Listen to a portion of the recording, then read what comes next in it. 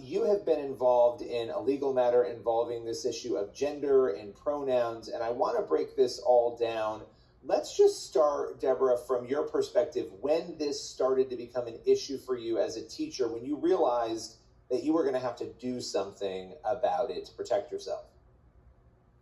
Well, a little over 3 years ago, we were given a training that told us as a staff, and this training was given to all staff and all personnel within the school district, that we would have to ask students for their what they wanted to be called and what pronoun they preferred. And then we had to always refer to them that way.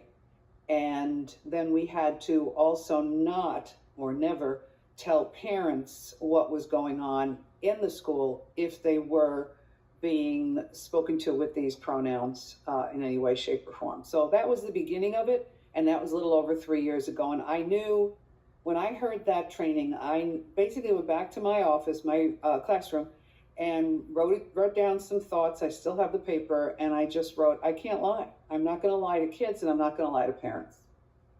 Well, and I think this is something that school districts are grappling with all over the country. The Supreme Court, in a dissent, we recently saw that there are up to 11 or 1,200 school districts where policies like the third part of what you described, where this is being concealed from parents or not shared with them, where that is already going on all over the country. And so this is a major issue. Vincent, just to come to you for a minute here, and then I want to get back into your story, Deborah.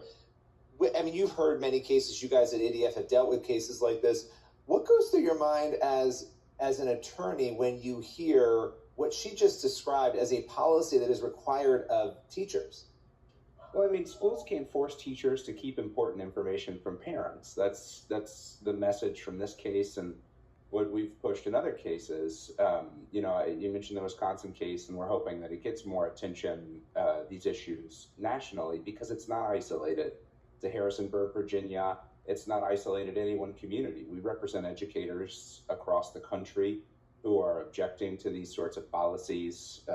Ohio, Indiana, all over the place. They're popping up, and it's just pernicious, this idea that schools need to somehow get between parents and their children and make decisions without involving parents about what's best for their kids.